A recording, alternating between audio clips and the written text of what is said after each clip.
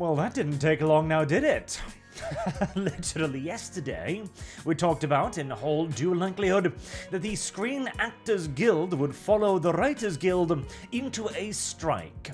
A strike that the Hollywood industry has been preparing for quite some time now, in order to try and starve both parties into submission on the question of artificial intelligence used to first begin to supplement them, then supplant them, and eventually replace them outright. And make no mistake, this is a do-or-die situation for actors and writers alike. And it is also a do-or-die situation for the studios as well, as they have realized that the potential earnings they can get if they manage to get through their ideas of AI could be absolutely immeasurable.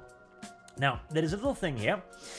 This is obviously a rumor, but according to this tweet from the Spectator Index, The Verge reports that Hollywood studios proposed contract allowing them to scan actors and create their likeness in the form of artificial intelligence whilst keeping the rights indefinitely. So, what they're essentially saying here is that the contract would suggest, hey, we want the ability to scan your face. We want an AI to be able to learn from your appearance and from your performance so that we can replicate it, and we want the rights to this for all eternity.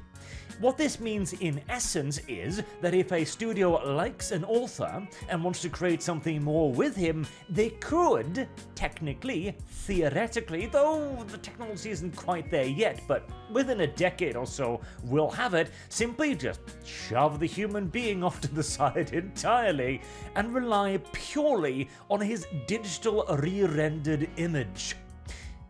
As you can surely imagine, the potential savings for doing something like this would be literally immeasurable. You could completely make... actors would become obsolete. Again, it's a question about when the technology will be ready to get to that point, but in theory, that is what they will be working towards. No more royalty checks, no more constant lost revenue, no more enormous actor payments just because you can kind of recognize the dude on a movie poster, etc., and no more issues with strikes and... well, Madonna-esque performances. Oh no, I need my MNMs, English, Arch, to be only the red ones, so you're gonna have to pick out all the others, etc., etc. You could do it all with a goddamn laptop instead. Now, this is obviously a big threat for the actors and the writers. There was one mention here, I believe, here we go, yes. Furthermore, artificial intelligence poses an existential threat to creative professions, and all actors and performers deserve contract language that protects them from having their identity and talent exploited without consent and pay. So that is the actors and the writers' perspective on this. There was also this one.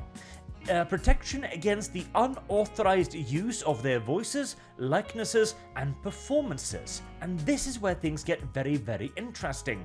Because, of course, why are they asking for this in their contracts? Well, because there is no law against using an actor's likeness, quote-unquote, for whatever the hell you want.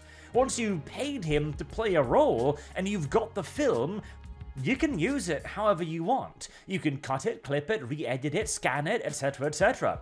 And any limitations on this must be in the contract. And furthermore, as we talked about with the Skyrim NSFW mod a couple days ago, if you've got an AI that is able to replicate your facial features, your voice, your performance, etc., then that is not actually your performance. You didn't say those words, you didn't act those lines, you didn't make those moves on the set. It was all the AI, and thus you have no legal right whatsoever to that AI's performance. Which is the interesting part.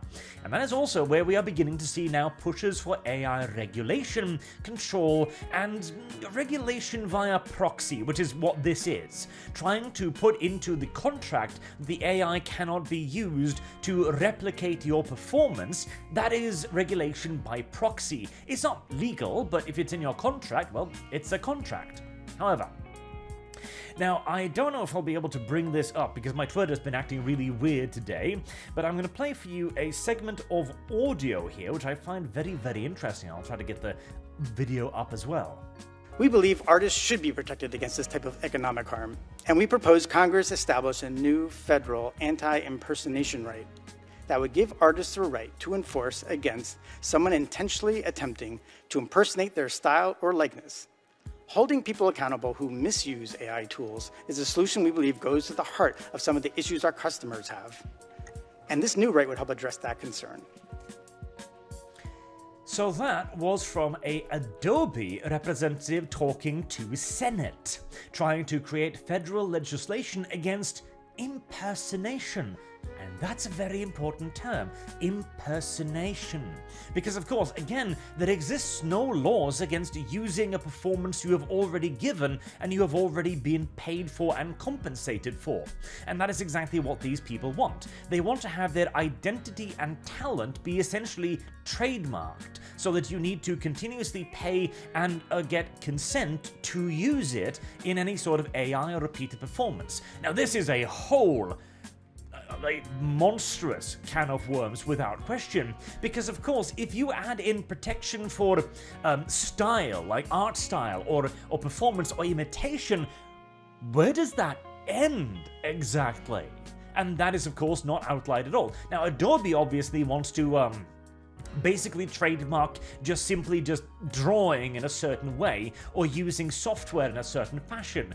Literally, they are trying to push for a trademark protection for line art that is created in a certain specific order. In essence, as what is the definition of an art style? Could you say that Disney has a unique art style? Could you then put in copyright violations for making something that looks like a Disney movie? Not uses Disney characters, mind you, simply looks like it? Well, yeah, that could potentially now be a copyright infringement. What if you made something that looked like Berserk, the Berserk art style? Again, potentially that could be a copyright infringement. Any obvious art style could then be, again, copyright. Hell, even something as broad as the cartoon art style or manga art style, etc., could then become copyrightable. This is obviously ridiculous and hopefully should never be allowed to happen, because there is no clear limitations on this whatsoever. You can paint with as broad a brush as you want, and obviously that is what the people who sit with the art styles and the copyrights at the moment want to do. It also means that AI in and of itself will essentially become outlawed overnight, because it draws on things that already exist. Now you're still going to have to go through a process of proving where exactly it got that particular art style from, but in essence it would make all art made by AI not only uncopyrightable, but by definition a copyright violation. Again, this is obviously far too broad and wide-reaching, and I hope the people who are listening to this guy recognizes that. I mean, hell, you could even go so far then as to begin copyrighting particular forms of artistic expression, even. And the screen actors and the writers, they of course want to copyright their own form of artistic expression, their own writing style, their own scene composition, their performances directly in forms of their voice. Again, protection against imitation. Since of course you could certainly argue that an AI trained to replicate an actor's performance is imitating that actor. And since there is no sort of legal protection against imitation today, for very goddamn good reasons, mind you, that is something that they're now trying to legalize, or legislate more correctly and regulate via contracts rather than via the actual legal system. Because of course if they manage to push this through as the industry standard, then only studios that agree to this industry standard will be able to work with the actors or the writers guild, etc., etc. It would be an enormous power play for them.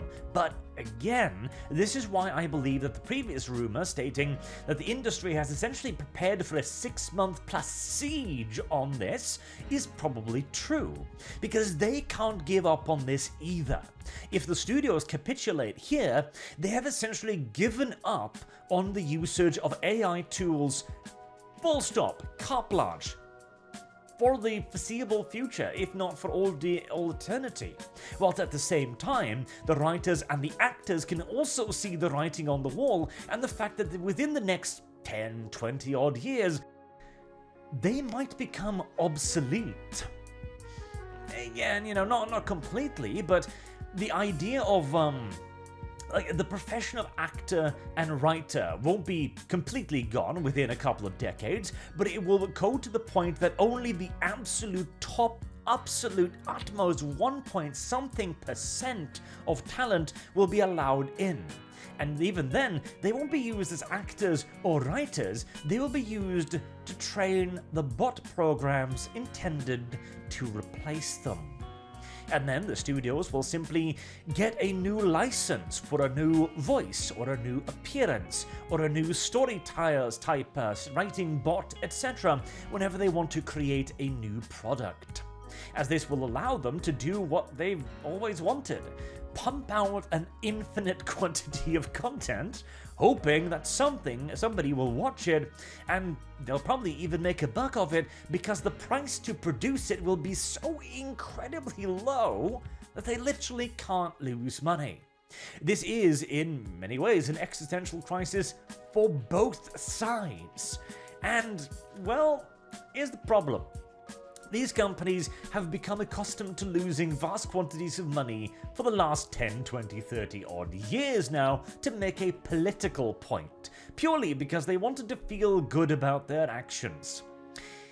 How much money do you think they're going to be willing to lose when their existence is at stake?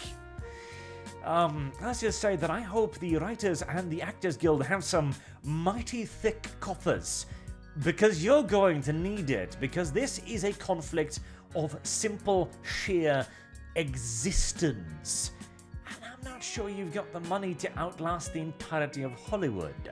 But I suppose we're going to have to wait and see, and on the bright side, no matter whom loses, we win. In fact, ideally, I would love for both of them to burn each other to the ground and be replaced by a wholly new entertainment industry constructed from the ground up on the internet, replaced by anime and manga, God's sake, or simply just created content that we find already in absolute quantities on YouTube, on now Rumble, BitChute, etc., rather than the stagnant, turgid quagmire of Hollywood as it exists today. God willing. Until next time, I've been Arch. Thank you all very much for watching, and I do hope to see you all again soon. Till then, have a good day.